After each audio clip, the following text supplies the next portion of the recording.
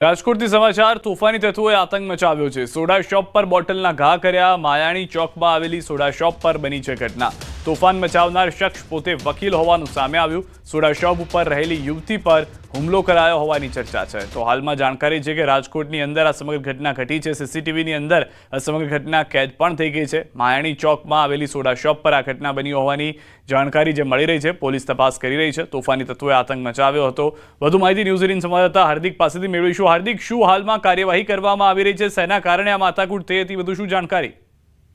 જી સિદ્ધાર્થ, આ સમગ્ર જે માથાકૂટ છે તે એક પારિવારિક પ્રશ્નને લઈને થઈ હતી। હિતેશ નામનો શખ્સ છે કે જે પોતે વકીલ હોવાનું પણ સામે આવ્યું છે। તેમના દ્વારા માયાણી ચોકમાં આવેલા સોડા શોપ ઉપર તે ધસી ગયો હતો અને પહેલા પાણીની બોટલ અને ત્યારબાદ કાચની બોટલના એક પછી એક ઘા કર્યા હતા। સોડા શોપની અંદર રહેલી યુવતી છે તેમના પગમાં પણ ઈજા પહોંચી હતી અને સમગ્ર મામલે રાજકોટના માલવીયા પોલીસ સ્ટેશન ખાતે ફરિયાદ પણ નોંધવામાં આવી છે। આ સમગ્ર ઘટનામાં જે હિતેશ નામનો વ્યક્તિ છે તેમના જે છે પારિવારિક સમસ્યા હતી, તેમની પત્ની છે તેમની સાથે તેમને અણબનાવ બન્યો હતો અને ત્યારબાદ ગુસ્સે ભરાય અને તે માયાણી ચોક ખાતે જે સોડા શોપ આવેલી છે તે તેમના સંબંધીની છે ત્યાં ધસી ગયો હતો અને ત્યાં જે છે એક બાદ એક પેલા પાણીની બોટલ અને ત્યારબાદ કાચની બોટલના ઘા કર્યા હતા। આ ઘટનાથી સ્થાનિક લોકોના ટોળા પણ ભેગા થઈ ગયા હતા। એક વ્યક્તિ આવી અને તેમને દૂર કર્યો હતો। તેમને જે છે સમગ્ર મામલે હાલ માલવીયા પોલીસ સ્ટેશન ખાતે ફરિયાદ પણ નોંધવામાં આવી છે। તેમને ઝડપવાની કામગીરી પણ હાથ ધરવામાં આવી છે। આભાર હાર્દિક, સમગ્ર માહિતી બદલ। તો હાલમાં પારિવારિક ઝઘડાના કારણે આ ધમાલ થયો હોવાની જાણકારી મળી રહી છે। વાપીમાં અસામાજિક તત્વોના આતંક મામલે ડુંગરા પોલીસે 6 આરોપીની ધરપકડ કરી છે। પોલીસે કરેલી કાર્યવાહીમાં કેટલાક ચોંકાવનારા ખુલાસા પણ થયા છે। વાપીના ચીરી વિસ્તારમાં 2 દિવસ અગાઉ જાહેર રસ્તા પર અસામાજિક તત્વોના એક ટોળાએ એક યુવક પર જીવલેણ હુમલો કર્યો હતો। આ હુમલામાં યુવક ગંભીર રીતે ઇજાગ્રસ્ત થતા સુરતની હોસ્પિટલમાં સારવાર માટે દાખલ કર્યો છે। મહત્વનું છે કે અસામાજિક તત્વોના 2 ગ્રુપો જાહેરમાં જ ભાઈગીરી કરવા સામસામે આવી ગયા હતા અને જોરદાર મારામારી થઈ હતી।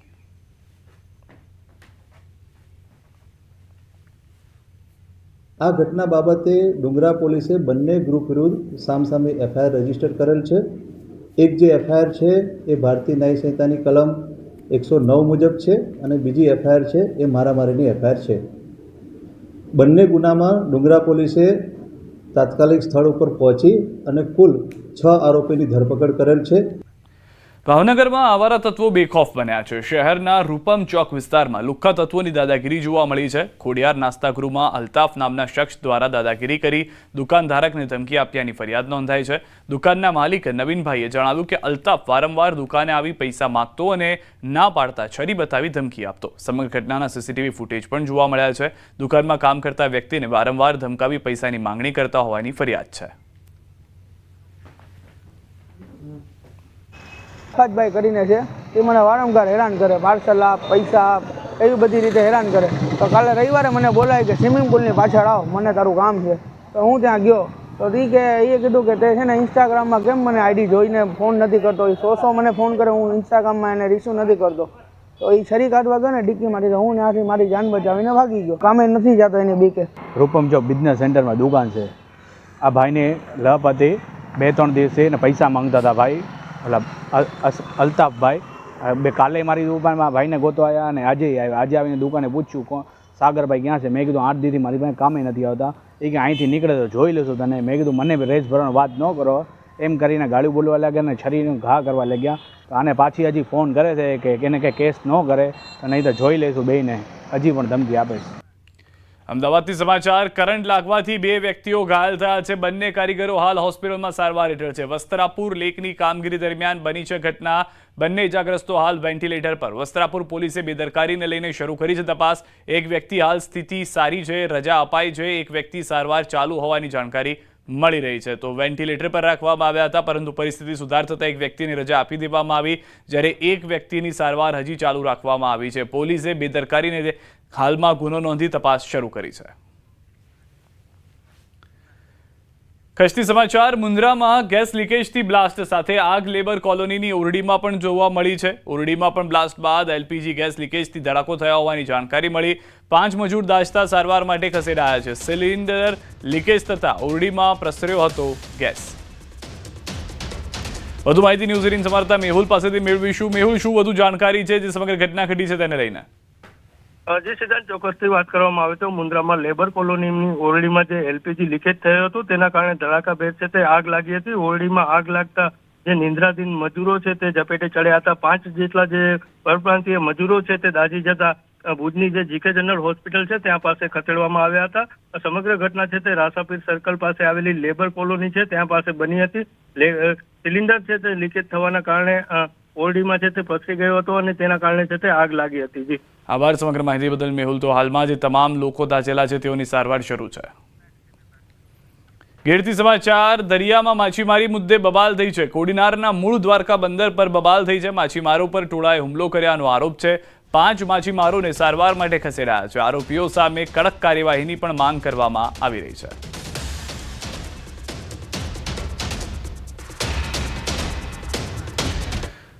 ગોધરાથી હચમચાવી નાખતો કિસ્સો. 10 વર્ષીય બાળકી પર દુષ્કર્મ, ચપ્પુ બતાવી અપહરણ કરી દુષ્કર્મ આચર્યું છે. ગોધરા તાલુકા પોલીસે નરાધમની ધરપકડ કરી છે. પોલીસે આરોપીના રિમાન્ડ મેળવી વધુ પૂછપરછ હાથ ધરી છે. પરિણીત આરોપી રાત્રિના સમયે સગીરાના ઘરે ગયો હતો. સગીરાની દાદી વચ્ચે પડતા તેમને પણ માર માર્યો હતો. બળજબરીપૂર્વક અપહરણ કરી ગાઢ જંગલમાં લઈ ગયો હતો. જંગલમાં ચપ્પુ બતાવી દુષ્કર્મ આચર્યું. સગીરાની માતાએ નોંધાવી હતી પોલીસ ફરિયાદ. તારીખ 19/9 રોજ તાલુકા પોલીસ સ્ટેશનની અંદર એક સગીરોની બાળા સાથે દુષ્કૃત્ય કર્યા અંગેની ફરિયાદ પોલીસ સ્ટેશનમાં ફરિયાદી આપતો ગુનો રજીસ્ટર કરવામાં આવેલો અને આ ગુનાની તપાસ પીઆઈ અસોડા સાહેબ નામે ચલાવેલી. આ ગુનાના કામના આરોપીને તારીખ 22/9 રોજ અટક કરવામાં આવેલો.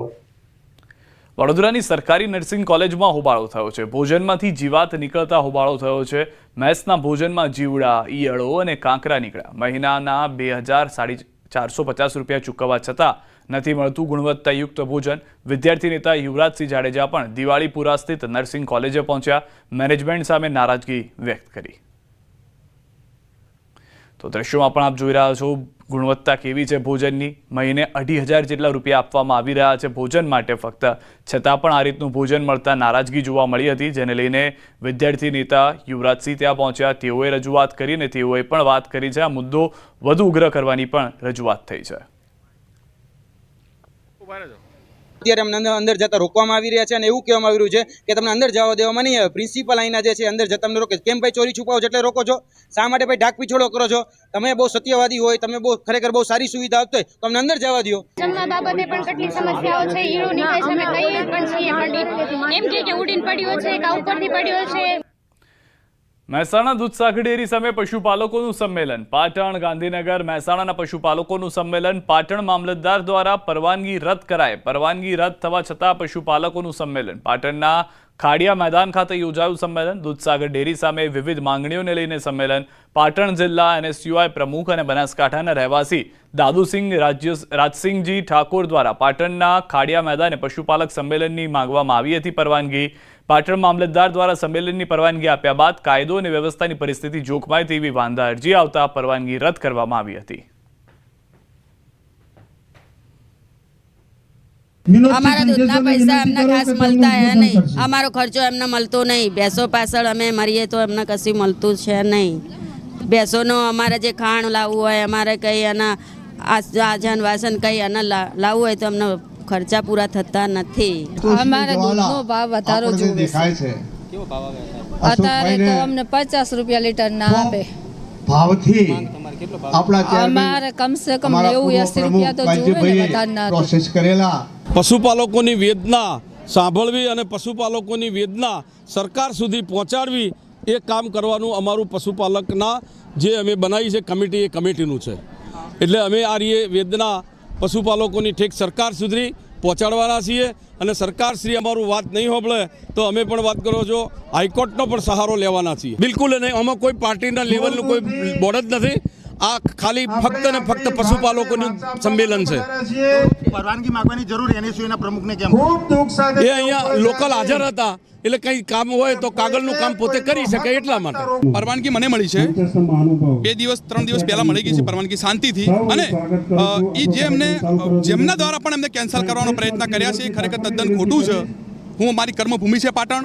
મારા બાપ અહીં, હું ચિઠ્ઠી પણ તમને બતાવીશ કે મારા બાપ અહીં દૂધસાગર ડેરીની અંદર દૂધ ભરાવે છે તો મને અધિકાર છે. પાટણ ખાતે પશુપાલક સંમેલન યોજાયો છે. દ્રશ્યો બતાવવા માંગીશ કે જે રીતે દૂધસાગર ડેરી સામે વિરોધ મોરચો માંડીને પશુપાલકો બેઠા છે કે પશુપાલકોની વિવિધ માંગો છે કે દૂધમાં ભાવ વધારો સહિત સાગરદારમાં જે માટીનો ભેળસેળ આવે છે તે ક્યાંક ગુણવત્તા સભર આવે. બીજી બાજુના દ્રશ્યો બતાવીશ કે જે પશુપાલકોનો જે સંમેલન યોજાયો છે તે મોટી સંખ્યામાં પશુપાલક મહિલાઓ પણ જોડાઈ છે.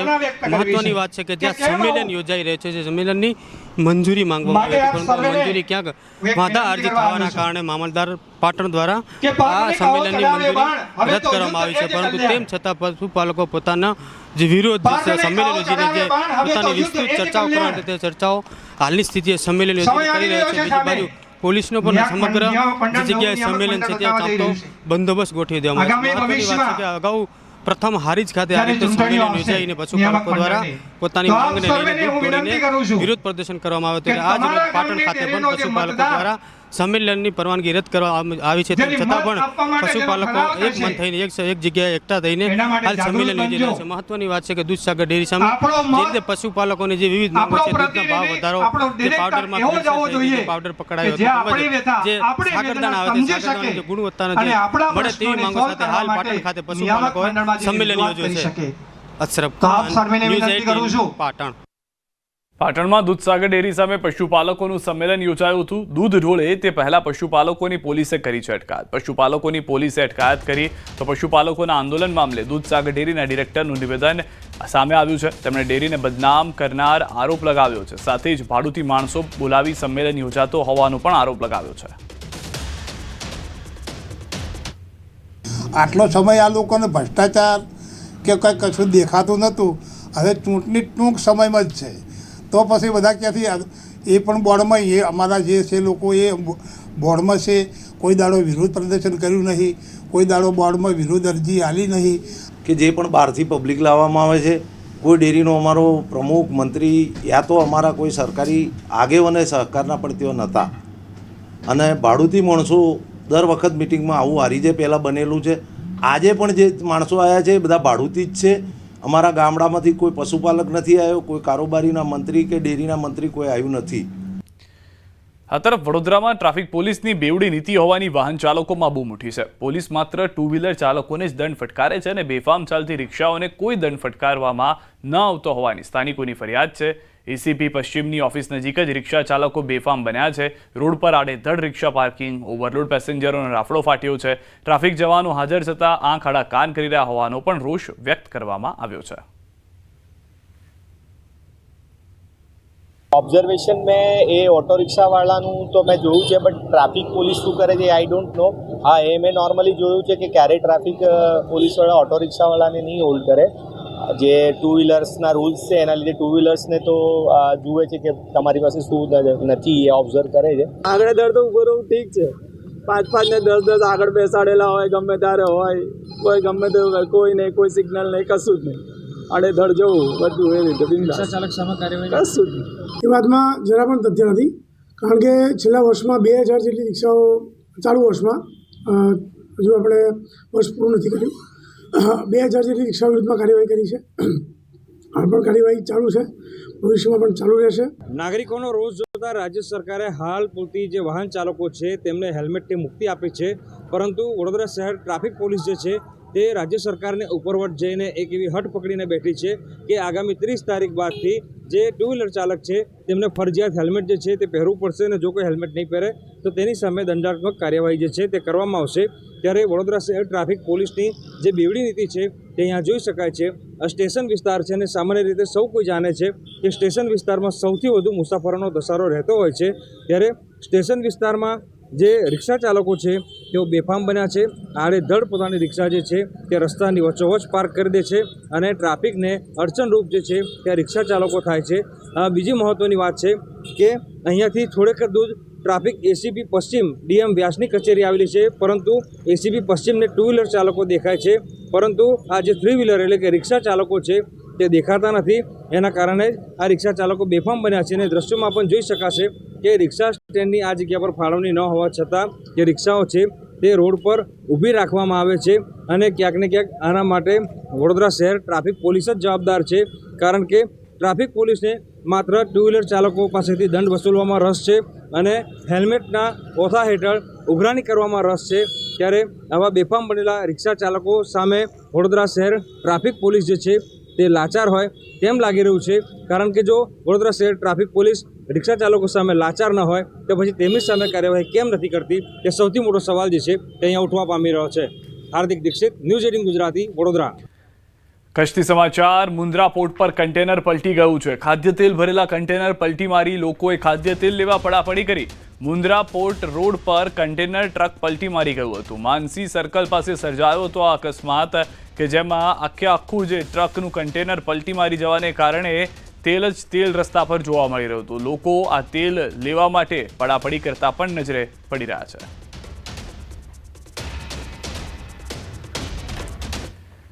અઢી મહિનો જેલમાં રહ્યા બાદ ધારાસભ્ય ચૈતર વસાવા જેલ મુક્ત થયા. વડોદરાની જેલમાંથી ડેડિયાપાડાના ધારાસભ્ય ચૈતર વસાવાને આજે જામીન મળતા તેમના સમર્થકોમાં ખુશીની લહેર ફેલાઈ છે. કોર્ટના આદેશ બાદ ચૈતર વસાવાની જેલમાંથી મુક્તિ થતા તેમના સગા, કાર્યકરો અને સમર્થકો મોટી સંખ્યામાં હાજર રહ્યા. જેલ મુક્તિ બાદ પહેલી જ વાર નર્મદાના રાજપીપળામાં આવેલ પ્રસિદ્ધ હરસિદ્ધિ માતાજીના મંદિરે દર્શન પોતાના પરિવાર અને સમર્થકો સાથે કર્યા અને મંદિર પાસે એમને મીડિયાને પહેલીવાર પ્રતિક્રિયામાં વસાવાએ સ્પષ્ટ કર્યું કે તેઓ પોતાના મત વિસ્તારમાં જઈ શકશે નહીં, છતાં વિસ્તારમાં ઊભી થતી દરેક સમસ્યાનું નિરાકરણ લાવવા માટે પ્રતિબદ્ધ છે. 80 દિવસ બાદ નામદાર હાઈકોર્ટે હુકમ કર્યો અને મને શરતી જામીન મળ્યા છે, ત્યારે આજે હું બહાર આવીને મને આવકારવા માટે અમારા આગેવાનો અને સમાજના પરિવારના બધા આવ્યા છે, ત્યારે આજનો દિવસ એ સારો દિવસ છે અને મારા પર જે ભરોસો આ લોકો મૂકે છે તે વિશ્વાસ આવનારા દિવસોમાં કાયમ રહે એટલી શક્તિ માતાજી આપે, પ્રકૃતિ મને આપે, એ પ્રાર્થના કરવા માટે આજે અમે મંદિરે આવ્યા છીએ. સુરતના અમરોલી વિસ્તારની ઘટના. ખાડાના કારણે બાઇક સ્લીપ થયું હતું. બાઇક ચાલક પરથી ટ્રકનું ટાયર ફરી વળ્યું. બાઇક ચાલકનું ઘટના સ્થળે મોત નીપજ્યું. અકસ્માતના પગલે બાઇક ચાલકનું ઘટના સ્થળે મોત થયું. સમગ્ર ઘટનાના સીસીટીવી પણ જોવા મળ્યા છે. સુરતથી વધુ એક મહત્વના સમાચાર. બાઇક ચોરીની ધરપકડ. આરોપી 6 બાઇકની ચોરી કરી હોવાનો ખુલાસો થયો છે. રોજગારી ન હોવાથી ચોરીના રવાડે ચડ્યો હતો. જીગર સરવૈયાની સિંગણપુર પોલીસે ધરપકડ કરી છે. BITS પાસે આવેલા તળાવ નજીક છુપાવ્યા હતા બાઇક. વાંસના ટોપલા બનાવવાની સામગ્રીની આડમાં ચાલતી વિદેશી દારૂની હેરાફેરી ઝડપાઈ છે. દારૂના બુટલેગરો દ્વારા વિદેશી દારૂની હેરાફેરી માટે વાપરવામાં આવી નવી મોડસ ઓપરેન્ડી.